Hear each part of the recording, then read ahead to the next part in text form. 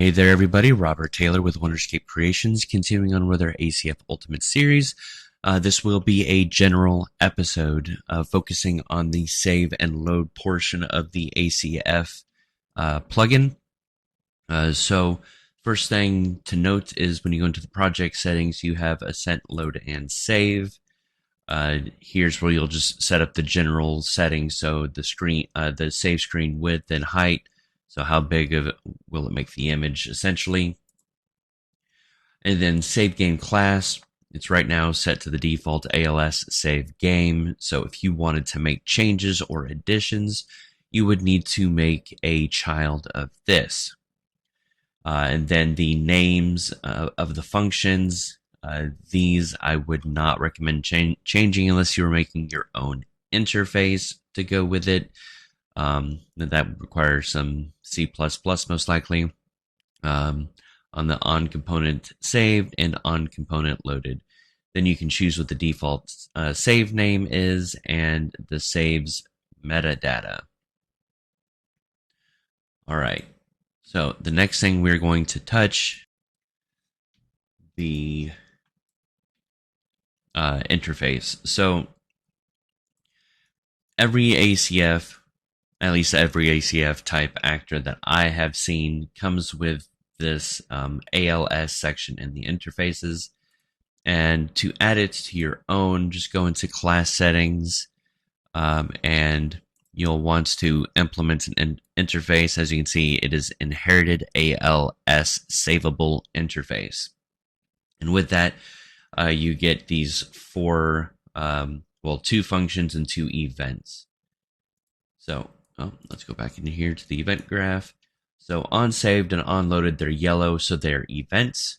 Gray should be ignored, get components to save. That is those are the functions. So if you don't want this to be saved, you would just check mark this, and then it would be saved. And there's specific components that you want saved. You would make sure that you do that. Come here, make array. And by doing it this way, then you can pull any components that you want from your actors or the actors provided and put them into this array, and everything will work out just fine.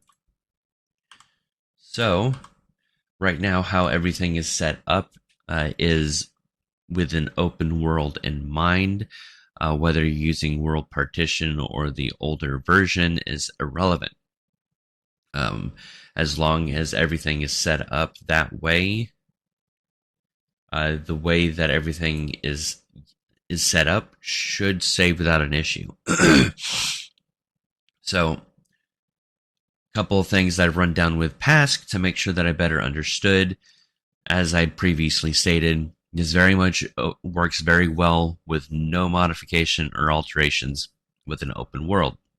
Or with, say, it's been so long since I've even touched it, the older version where you have a main level and then you have a bunch of sub-levels.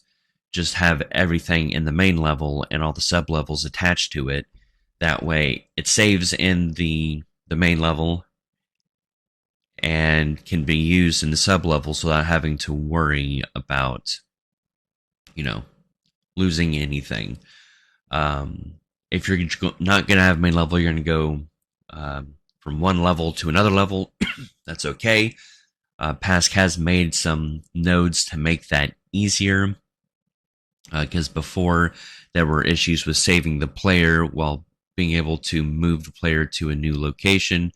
As an example, you save your player right here, and then they go into a new level, but they load up here and fall to into endless nothing. Because your zeros, say this is 000, here is here on this map, theoretically. I'm moving to 000 to give the example, but that's what one of the issues that was happening. There was also a pretty big bug that was making saving the player pretty much impossible. Another thing you need to be aware of is This setup has been made specifically with single player in mind. If you're going into multiplayer, a lot of this can still be used. However, you will need to make a bunch of additions to make it work for your multiplayer game, depending on the type of multiplayer and the scale of your multiplayer.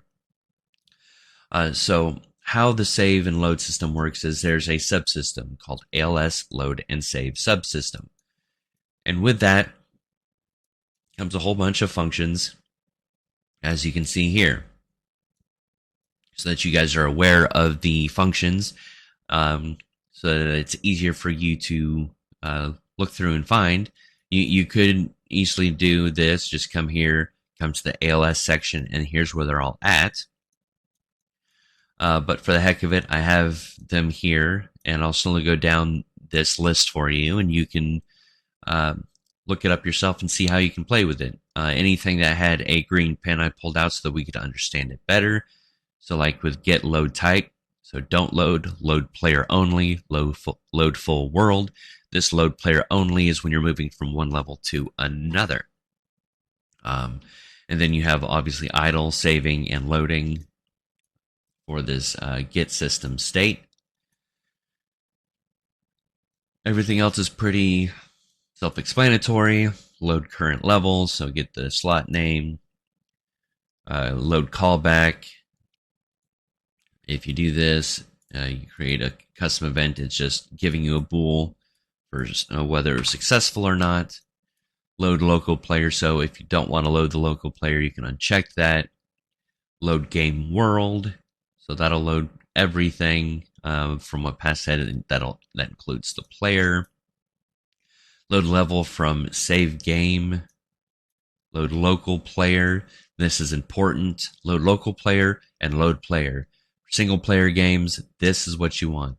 If you're having a multiplayer game, so in your server, you need load player so that you can get the slot name and the player ID, player to load, and then if you're going to reload the transform. This is important as well, as the way Pask has things set is when you're about to leave the level, save, just as an example, when you're about to leave the level, you save, and if this is not loaded, then it will load the player into your level, your new level at where you want them to load versus where the transform is when it's saved, if that makes any sense. Then you have the messages. I guess I should specify that here. Any of these, so get components to save, unloaded, unsaved, those were right here. Those are the interface messages, so it'll call anything with the interface and see if they utilize the functions, and if they do, those actors will do what those functions state. You have your save game world, and current slot, so you can override your saves. Save local player, save player, set load type, so don't load player only, load full world, and then get save metadata. Went ahead and pulled that out so you can better understand. Out save metadata gives the save name, the map to load, and the data, which is actually, I think that's probably supposed to say date, because then it breaks it to the date, time of year, month, day. You can get hour, minute, second, milliseconds. So that is the saving system in a nutshell. Unfortunately, every game is different. How everyone goes through the load and save process will have different methods of doing it, especially because, as I just said, every game is different. So that is why this episode is very generic. It's very much just making sure you are aware of the system and where certain things are so that you can make sure that your game is saving and loading how you intended. Thank you guys so much for watching. Please make sure you like and subscribe, and if you're willing and able, you can go ahead and buy me a coffee or join my Patreon. Have a wonderful day.